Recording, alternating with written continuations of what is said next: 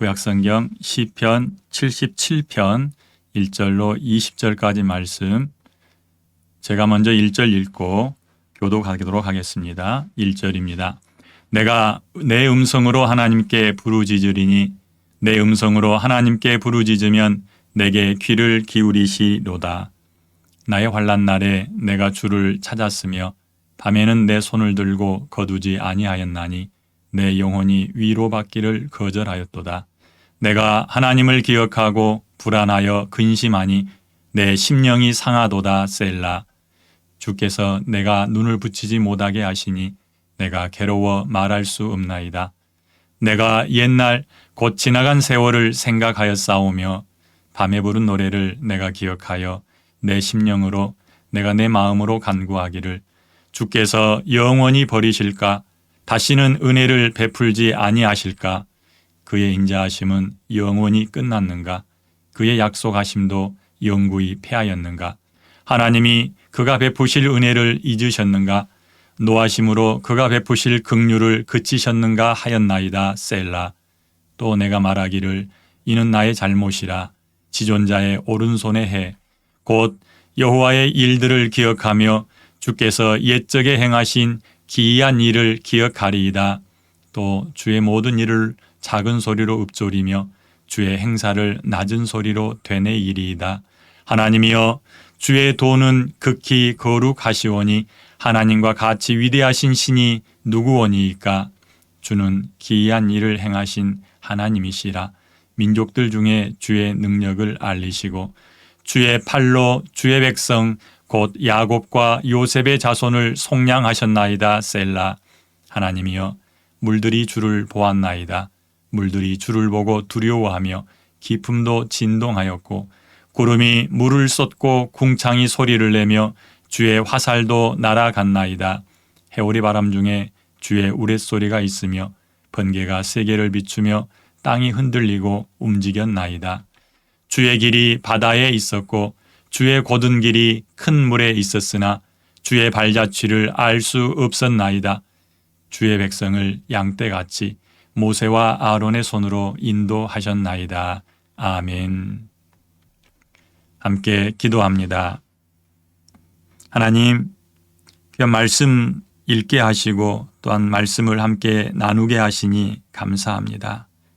성령 하나님께서 우리를 주장하여 주셔서 이 시간 시편 77편 말씀을 통해서 하나님께서 우리에게 하시고자 하는 말씀이 들려지게 하시고 깨달아지게 하시고 그 말씀 앞에 아멘 하게 하여 주시옵소서.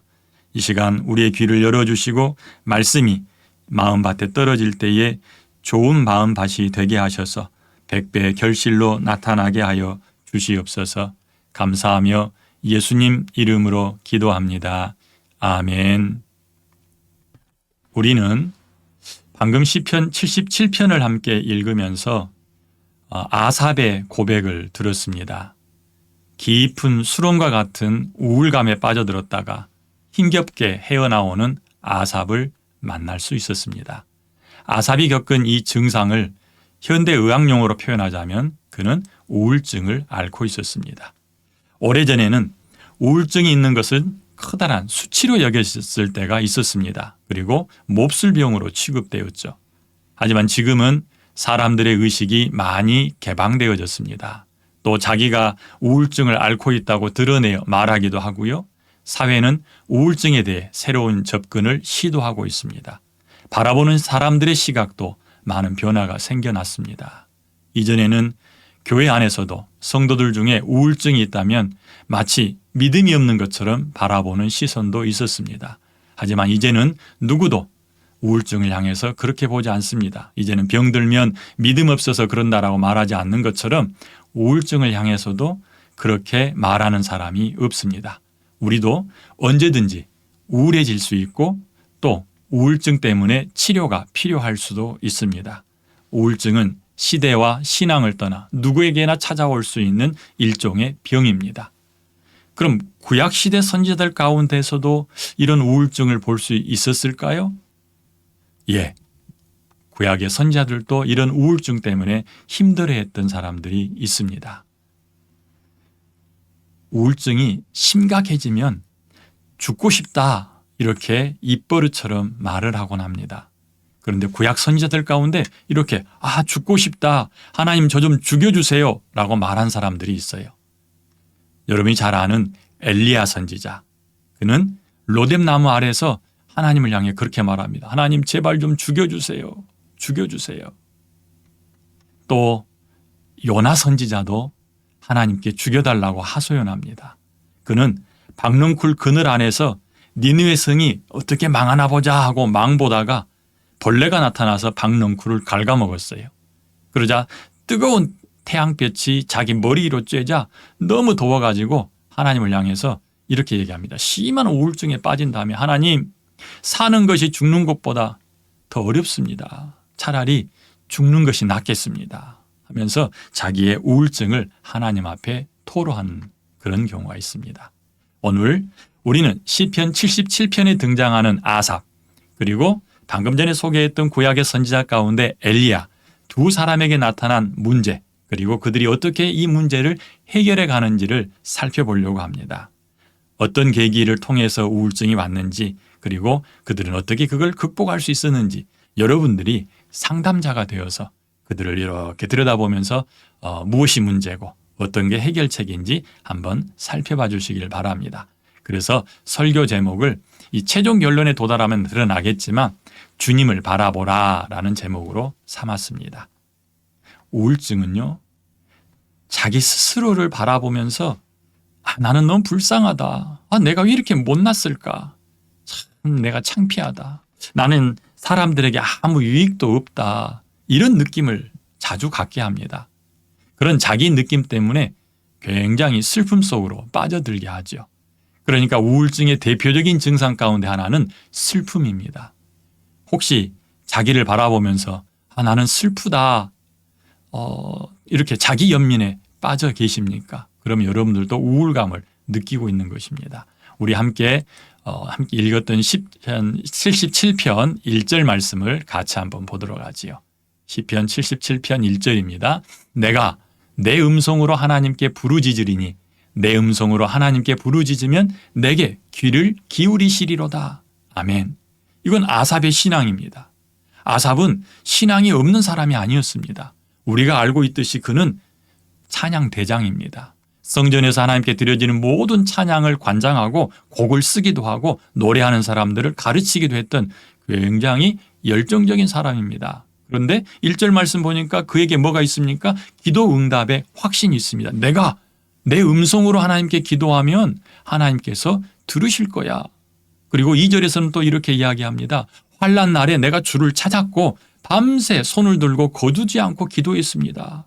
그는 환난이 다가오면 낙심하는 게 아니라 오히려 그 환난 날에 하나님을 찾고 기도하던 사람이요, 밤새 철야하면서 기도하고 손을 들고 기도했던 그런 사람입니다. 열심히 기도하던 사람인데 보십시오. 2절 중반에 그의 감정의 변화가 일어납니다. 철야하며 손을 들고 기도했던 그의 심경의 변화가 나타나는데 이렇게 표현하죠. 내 영혼이 위로받기를 거절하였도다.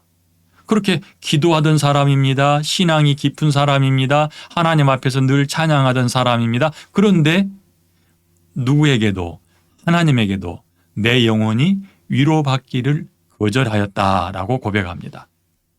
갑자기 어떤 말로도 위로되지 않고 하나님께 기도하는 것도 소용없이 느껴지는 겁니다. 그런데 3절과 4절 가보니까 그의 상태가 별로 안 좋아요. 3절과 4절 한번 보세요. 내가 하나님을 기억하고 불안하여 근심하니 내 심령이 상하도다.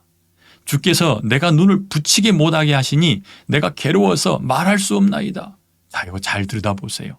어떤 현상이 그게 나타났습니까? 그의 심리 상태가 드러나는데 첫째, 불안합니다. 둘째, 근심이 늘었어요. 세 번째, 마음이 상했답니다. 그리고 눈을 붙이지 못하게 하시니 하는 거 보니까 잠이 안 오네요. 불면증도 있습니다. 그래서 마지막에 이렇게 말하죠. 내가 괴로워서 말할 수 없나이다. 그는 큰 괴로움 속에 빠진 겁니다. 이게 뭐예요? 우울증 증상들입니다. 우울증 자가진단 질문들이 많이 있어요. 여러 종류로 우울증을 진단할 수 있는데 몇 가지만 제가 한번 보여드려 볼게요. 자기가 스스로 우울증을 진단할 수 있는데 이런 생각들이 있는지 한번 보세요. 미래에 대한 희망이 없다. 이유 없이 죄책감에 사로잡힌다. 하루 종일 우울하고 슬픈 기분이 든다. 나만 소외되는 듯한 느낌이 있다. 열등감이 생기고 그로 인해 스트레스가 쌓인다. 일상생활이 불만족스럽다. 별일 아닌데도 눈물이 자주 난다. 자살 충동을 느껴본 적이 있다.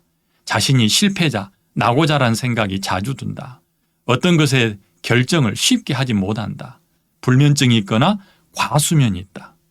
아삽에게 이 질문지를 내밀다면은 그는 답안지 가운데 해당이 없음, 가끔 그렇다, 자주 느낀다, 매일 느낀다 이렇게 표시해야 된다면 아삽은 어디다 표시를 할까요? 아마 그는 맨 오른쪽에 있는 날마다 느낀다, 매일 느낀다 여기다가 동그라미를 계속 칠 겁니다. 불안하고 근심이 많고 마음이 상하고 잠도 오지 않는 그런 상태가 바로 아삽의 상태입니다. 그럼 우울증이 아삽에게는 왜 왔을까요? 2절에서 그가 그랬죠. 내 영혼이 위로받기를 거절하였도다. 이 말 속에 삐졌다는 의미가 들어있습니다. 삐진 거예요. 하나님을 향해서 삐진 거예요. 하나님이 자기에게 행하시는 것들에 대해서 마음이 상한 거예요. 그래서 어떤 것도 위로가 되지 않는 상태가 된 거예요. 5절 가서 보면은요. 이렇게 이야기하고 있어요. 5절 이하에는 하나님을 향해 그가 던지는 질문들이 나옵니다. 그게 그의 마음이 어떠한지를 잘 보여줘요. 하나님을 향한 기도가 극히 자기 중심에서 바라보며 부정적으로 내뱉고 있는 내용들이에요. 자기가 눈이 가려진 겁니다. 자기만 생각하는 거예요. 그래서 하나님을 향해서 이렇게 말해요. 하나님이 영원히 나를 버리실까? 다시는 은혜를 베풀지 아니하실까? 그의 인자하심은 영원히 끝나버렸나? 그의 약속하심도 영구히 패하였는가? 하나님이 그가 베푸실 은혜를 잊어버리셨나? 노하심으로 그의 긍휼을 그치셨는가? 이게 5절에서 9절까지 나오는 말씀이죠. 그런데 그의 고백이에요. 슬픔으로 인해서 상한 마음이 되자 그의 눈으로 보는 모든 것은 부정적입니다. 1절에서는 내 음성으로 부르짖으면 내게 귀를 기울이실 것입니다. 이렇게 고백했는데 지금은 온통 부정적입니다. 하나님을 향한 의심과 불신이 그로 하여금 기도의 방향이 달라지게 했고 불신하면 할수록 더 잠 못 들고 고민하며 괴로워지는 그런 상태가 되었다는 겁니다.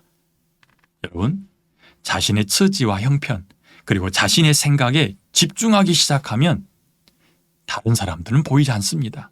하나님도 보이지 않습니다. 마치 주먹을 쥐고 눈앞으로 가까이 가져오면 아무것도 안 보이고 내 주먹만 보이는 거예요. 그러나 이것이 멀리 떨어지면 내 주먹은 작아지는 대신 주위가 보이고 하나님도 보입니다. 자기 생각에 몰입되자 의심이 증폭하고 자기 중심적 사고가 되어서 누구 말도 귀에 들어오지 않고 오직 자기에게만 갇혀버리는 이것이 우울증의 증세입니다. 기도라는 것은 하나님 앞에서 간구하는 것입니다만 내가 움켜쥐고 있는 것을 펴고 하나님께 순복하겠습니다라고 고백하는 것이 기도입니다. 그런데 우울증에 사로잡혀버리면 기도할 때 이것도 안 해주시고 저것도 안 해주시고 막 이렇게 내게 안 해준 것만을 불평으로 털어놓게 되어 있는 거죠. 예수님께서도 밤새 기도하시면서 할 수만 있거든 내게서 이 잔을 옮겨주십시오. 어떻게 기도했습니까? 땀방울이 핏방울이 되기까지 기도했습니다. 그러다가 끝에 가서 내 원대로 마옵시고 아버지의 원대로 하옵소서 하고 쥐었던 주먹을 쫙 펴면서 하나님께 모든 것을 내어놓습니다. 그것이 기도입니다. 그런데 그렇게 펴지 못하고 여전히 쥐고 있다면 그 쥐고 있는 주먹이 자기 눈을 가려서 하나님을 볼 수 없게 한다는 것입니다. 하나님께 내 문제를 맡긴다는 것은 내 계획대로 일하게 애쓰는 것이 아니고 하나님께서 진행하시는 대로 따르겠다고 고백하고 하나님 그렇게 따르겠으니 나에게 순종할 힘을 주십시오라고 구하는 기도, 그것이 바로 옳은 기도입니다. 그런데 자기에게 집중하고 있을 때면 하나님께서 내가 원하는 것을 원하는 때에 주지 않는다고 좌절하고 하나님이 마치 나를 버려버리신 것처럼 느껴지게 하는 겁니다. 그래서 이렇게 아삽처럼 다시는 내게 은혜를 베풀지 않으실까? 영원히 나를 버리실까? 그의 인자하심은 영원히 끝나버렸나? 이렇게 부정적인 생각만 하게 된다는 겁니다. 그러니 자신은 아무런 가치가 없고 이 땅에 있을 필요도 없다라고 생각하죠. 물론 하나님도 안 계시거나 최소한 나를 버리셨다고 생각하게 됩니다. 그것이 심해지니까 나는 쓸모없는 인간이야. 나는 있으나 마나야. 나는 있어서는 안 돼. 이렇게까지 가는 거죠. 사단은 그것을 이용해서 우리를 무너뜨리라는 겁니다. 아삽이 이런 슬픔 가운데 빠졌습니다. 그런 아삽에게 하나님의 은혜가 나타납니다.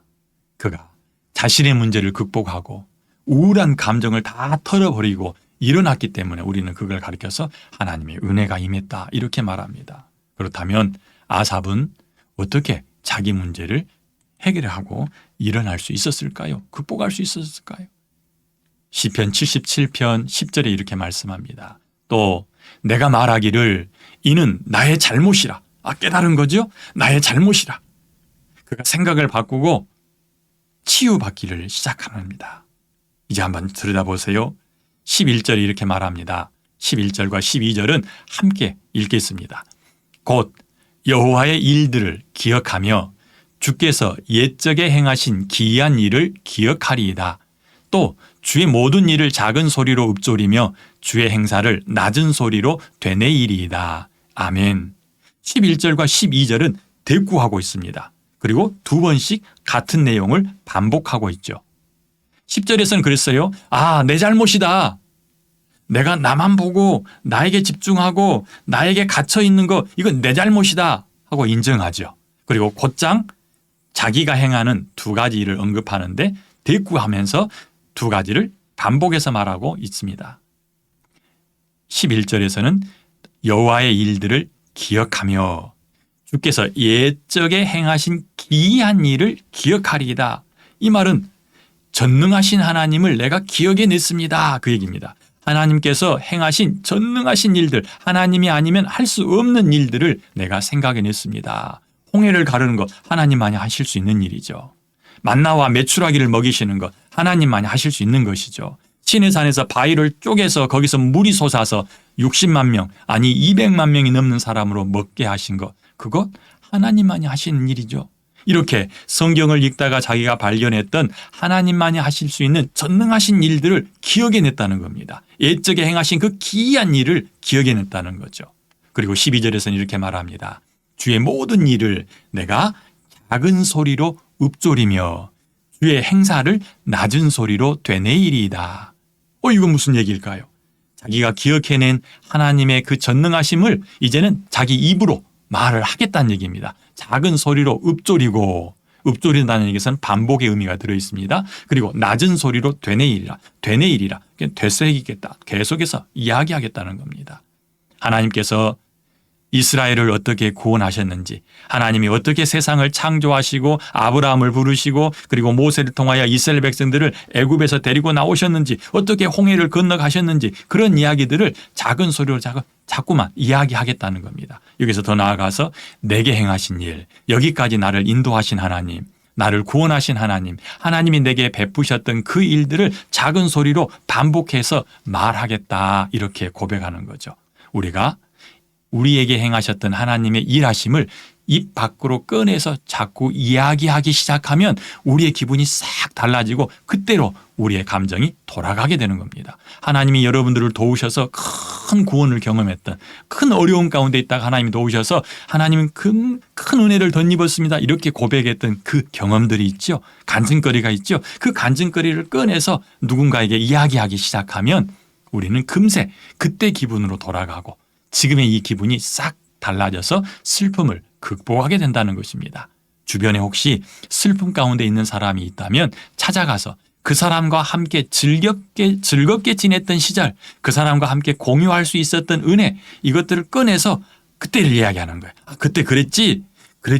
그때는 이렇게 우리는 어려웠는데 하나님이 이렇게 사람을 보내서 도와주셨잖아 하고 이야기하기 시작하면 울다가도 점점 웃음을 되찾게 되고 그 사람도 기분이 싹 나아지는 것을 경험하게 되는 겁니다. 아삽이 그랬어요. 자기만 생각하던 모습에서 하나님을 생각하고 자기가 한 일이 아니라 하나님께서 베푸신 은혜를 말할 때에 그는 달라졌던 것입니다. 자, 그 다음 말씀을 한번 볼까요? 13절과 15절 말씀을 13절과 15 없네요. 제가 읽어드릴게요. 13절과 15절 말씀이 이런 말씀이 있어요. 하나님이여 주의 도는 극히 거룩하시오니 하나님과 같이 위대하신 신이 누구오니까?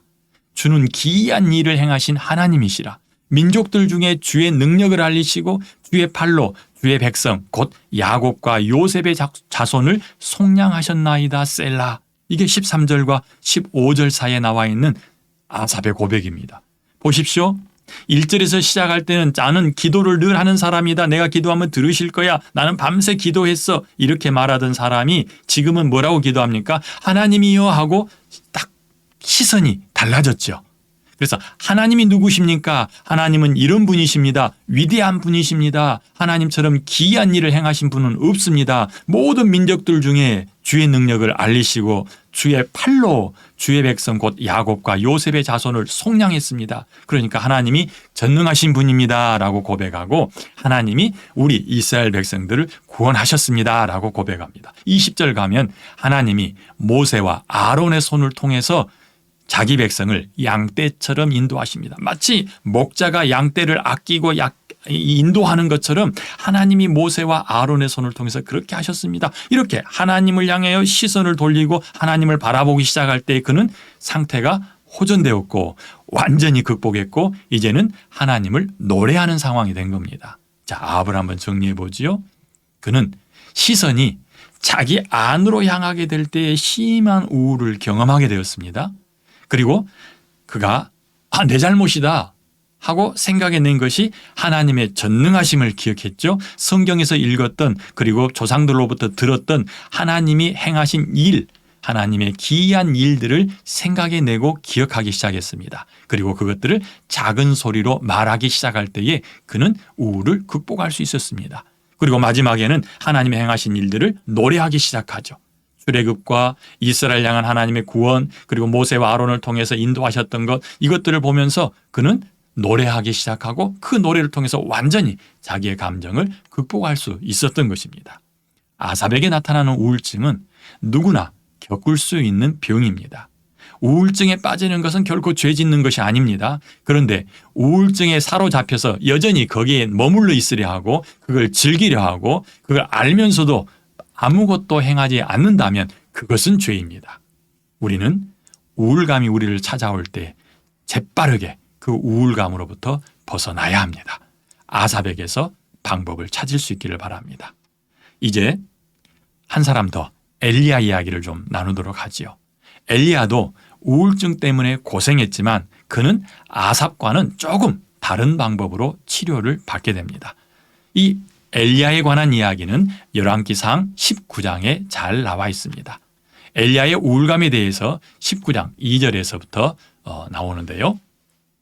어떤 일을 통해서 그가 우울증을 겪게 됐냐면 그는 갈멜산 산상에서 바알과 아세라를 섬기는 제사장 850명과 대결했습니다. 그리고서 하늘로부터 불이 내려와 재물을 다 태운 팀이 이긴 걸로 하자라고 했는데 엘리야가 기도할 때에 하늘로부터 불이 내려와 다 태웠습니다. 그래서 제사장 850명을 데려다가 그 자리에서 죽였어요. 큰 승리였죠. 엘리야가 이렇게 바알과 아세라 목상을 섬기는 제사장을 죽이고 나서 그는 곧장 우울감에 빠지게 됩니다. 왜냐하면 그때 당시 아합 왕의 부인이었던 이세벨이 자기가 섬기는 바알과 아세라 목상을 섬기는 이 제사장들을 죽였다는 소식을 듣고 그런 얘기를 합니다. 2절에 보시죠. 이세벨이 사신을 엘리야에게 보내어 이르되 내가 내일 이맘때에는 반드시 내 생명을 저 사람들 중 한 사람의 생명과 같게 하리라. 그렇지 아니하면 신들이 내게 벌 위에 벌을 내림이 마땅하니라 한지라. 이렇게 이세벨이 엘리야에게 사람을 보내서 이야기를 합니다. 이 소식을 들은 엘리야는 갑자기 자기가 죽게 된 형편을 보고서 도망하게 돼요. 그림을 제가 하나 준비했어요. 그는 갈멜산에 있습니다. 여기가 갈멜산이에요. 그런데 이 갈멜산에서 이세벨의 소식을 듣고 도망하기 시작하는데 어디로 도망가냐면 남쪽 끝 브엘세바로 도망합니다. 브엘세바는 이스라엘의 최남단입니다. 여기 지나면 에돔 그리고 이집트예요. 그런데 이 열왕기상 19장 4절 말씀에 보면 엘리야는요 브엘세바까지 간 다음에 광야로 들어가 하룻길을 더 가요. 광야로 하룻길을 더 간 다음에 로뎀나무 아래 탁 앉아서 이렇게 말합니다. 자기가 죽기를 원하여 이르되 여호와여 넉넉하오니 지금 내 생명을 거두시옵소서. 나는 내 조상들보다 낫지 못합니다. 이렇게 깊은 수렁에 빠져버립니다. 방금 전까지만 해도 850명과 싸워서 아주 당당하게 그들을 물리쳤습니다. 그런데 이렇게 우울감에 순식간에 빠져든 겁니다. 하나님은 이런 엘리야를 버려두지 않으십니다. 적극적으로 엘리야를 찾아오세요. 엘리야에게 천사를 보냅니다. 그리고 도시락을 배달을 해요. 엘리야가 자다 깨어보니 천사가 가져다 놓은 구운 떡과 물 한 병이 있었어요. 그걸 먹고 또 잠이 들었어요. 일어났더니 또 천사가 먹을 것을 갖다 놓은 겁니다. 이렇게 계속해서 먹을 것을 공급하고 몸이 회복되자 하나님께서 그를 부르세요. 엘리야야, 호렙산으로 가거라. 호렙산은 어디 있는 줄 아세요? 또 지도를 제가 준비했어요. 호렙산은 하나님께서 모세를 불렀던 산이죠. 우리는 호렙산과 시내산이 하나라고 알고 있어요. 예, 맞습니다. 전통적으로는 출애굽 경로에 따라서 호렙산이 어디에 있냐고 생각하냐면 시나이 반도에 있다라고 생각합니다. 그런데 최근 들어서 새로운 주장이 나왔어요. 그래서 시내산은 시나이 반도에 있는 게 아니라 사우디아라비아에 있다. 그래서 그 라오즈산이 시내산이었다 이렇게 얘기해요. 여기냐 저기냐 우리는 크게 중요하지는 않아요. 아래 그림을 보시면 왼쪽에 있는 것이 시나이 반도에 있는 시내산. 그래서 성지순례 가면 많은 사람들이 방문하는 곳이죠. 오른쪽은 새로 주장하는 시내산과 호렙산입니다. 저 시내산은 지금도 산 정상이 불에 탄 흔적처럼 까맣대요. 그리고 호렙산에는 엘리야 굴로 보여지는 그 굴이 있는 것도 발견되어졌고요. 또 저 새로 발견된 저 시내산 아래에는 수만 명, 수십만 명, 수백만 명이 함께 텐트 칠 만한 넓은 장소도 있고요. 또 돌단을 쌓았던 흔적들도 있고요. 많은 송아지 그림들이 있고요. 이런 걸로 봐서 새로 주장하는 여기가 이 라오즈산이 시내산이 아닌가라고 보는데요. 보세요. 우리가 봐야 될 것은 이거냐 저거냐 문제가 아니라 하나님께서 호렙산으로 가라라고 엘리야에게 명령을 내렸는데 엘리야는 40일 밤낮을 걸어서 호렙산에 도착을 하게 돼요. 여기가 브엘세바, 로뎀나무 아래니까 여기서부터 출발해서 약 40일 동안 밤낮을 걸어서 여기에 도착한 겁니다. 엘리야가 도착한 호렙산에 갔더니 거기에는 동굴이 있었어요. 그래서 동굴 속에 들어가서 엘리야가 쉬죠. 그 굴 속에 들어가 거기에서 머물더니 여호와의 하나님 말씀이 그에게 임합니다. 엘리야야, 너 왜 여기 있어? 너 왜 여기 있어? 하나님의 치료가 시작되는 거예요.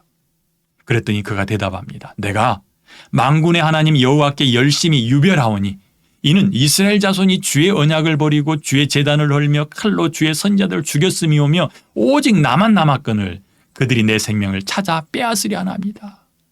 자, 엘리야의 고백을 들여다보세요. 거기 이렇게 말하죠. 오직 나만 남았거늘, 오직 나만 남았거늘. 하나님은 남겨놓은 사람이 몇 명이나 있었는지 아십니까?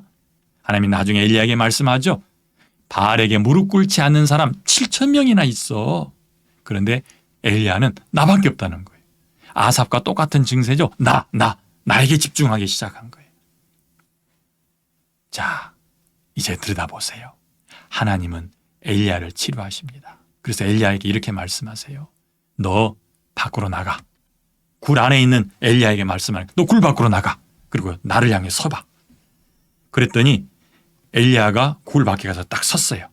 그때 하나님이 나타나셨습니다. 여호와 앞에 산에 서라 하시더니 여호와께서 지나가십니다. 여호와 앞에 크고 강한 바람이 산을 가르고 바위를 부수지만 그 바람 가운데 하나님이 계시잖아요. 다음에 또 일어납니다. 큰 지진이 일어났습니다. 그런데 그 지진 가운데도 여호와는 계시잖아요. 19장 12절을 보세요. 또 지진 후에 불이 있으나 불 가운데도 여호와는 계시지 않습니다. 크고 강한 바람 가운데 여호와 계시지 않습니다. 지진 가운데 계시지 않습니다. 그리고 불 가운데도 계시지 않습니다. 그러나 세미한 소리가 나는데 그 세미한 소리 가운데 여호와 하나님이 계세요. 그때 하나님이 엘리야에게 물으십니다. 엘리야야, 너 왜 여기 있어? 왜 여기 있어? 그가 대답하되 똑같이 대답하죠. 나는 오직 나 혼자만 남았습니다. 그들이 나를 찾아서 죽이려고 합니다.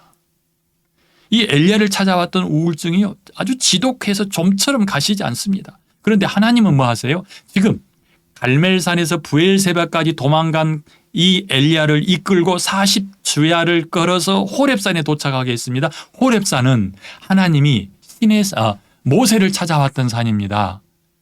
애굽을 떠나서 우울감에 빠져있던 모세, 양치기를 하면서 자기 신세 한탄하던 모세, 투덜투덜하던 그 모세를 찾아와서 내 발에 신을 벗으라라고 말씀하시고 그에게 전능하신 하나님을 보여주시고 그에게 사명을 주셔서 다시 애굽으로 보냈던 산이 호렙산입니다.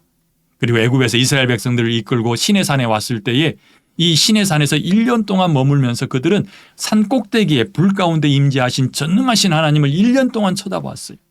이 시내산은 굉장히 의미 있는 산인데 전능하신 하나님을 만나는 산입니다. 하나님이 엘리야를 이 호렙산으로 보내신 후에 그가 전능하신 하나님으로 나타나시는데 보세요.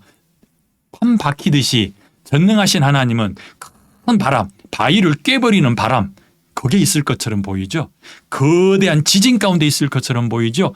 그가 하늘로부터 불이 내려와서 재물을 태웠던 것처럼 그 불 가운데 하나님이 계시는 것처럼 보이겠죠. 그런데 엘리야의 생각과는 달리 아주 세미한 음성, 지나쳐버릴 수밖에 없는 아주 작은 부분 속에 하나님이 계시다는 것을 보여주는 거예요. 그러면서 엘리야에게 물어, 너 왜 여기 있니? 너 왜 여기 있니?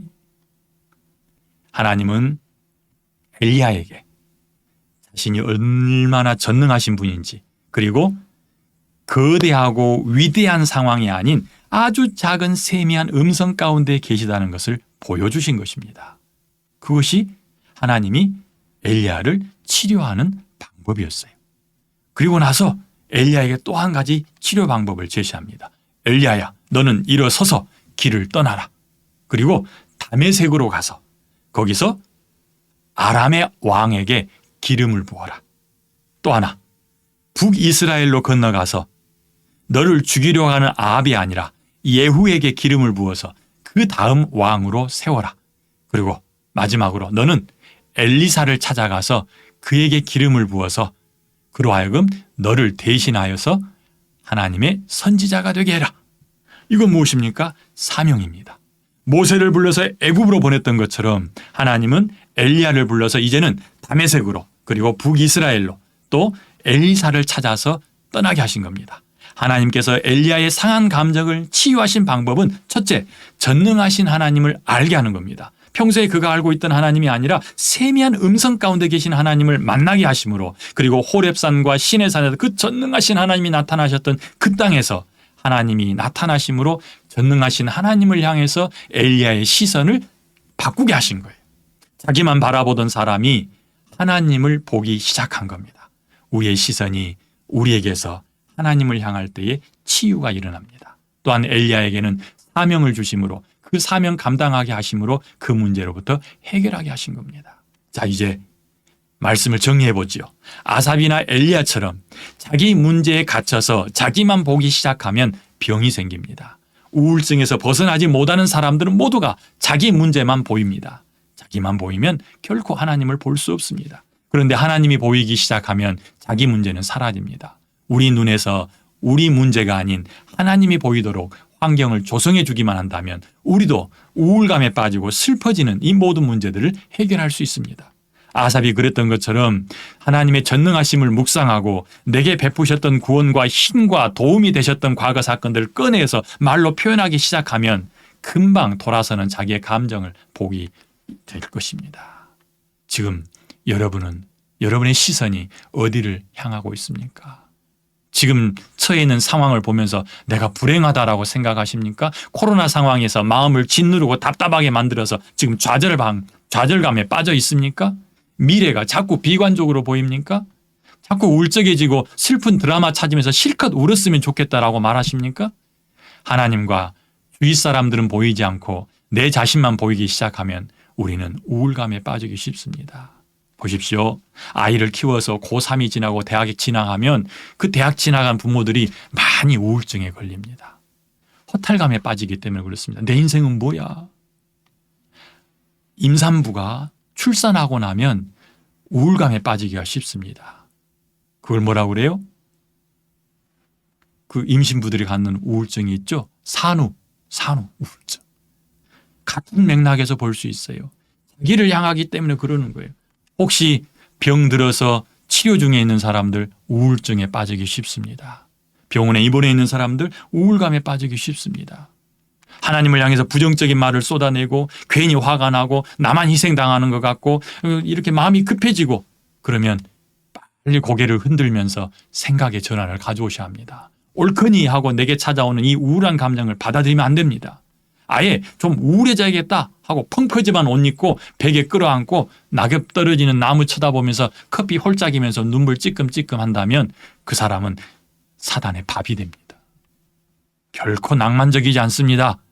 혼자서 우울의 구덩텅이를 빠져나오는 것이 너무 힘이 듭니다. 그러나 우리의 눈을 내게서 주님을 향하여 돌린다면 우리는 나아질 수 있습니다.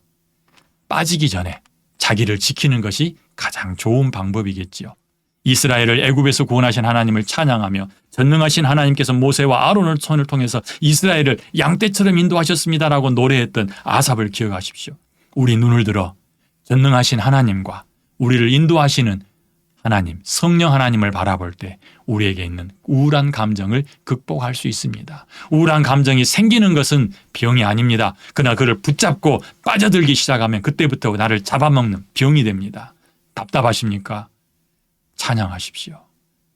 무겁습니까? 하나님을 기억하십시오. 여러분의 말과 여러분의 생각을 통해서 여러분의 시선을 돌려놓는다면 여러분들은 도둑질하려는 사단으로부터 여러분의 마음을 지키실 수 있습니다. 그렇게 되시기를 바랍니다. 기도하겠습니다. 좋으신 하나님 아버지 감사합니다. 귀한 말씀 통해서 아삽과 엘리야를 통해 지혜를 얻게 하시니 감사합니다. 이 말씀 붙잡고 하나님 앞에 바로 서는 우리가 되게 하여 주시옵소서.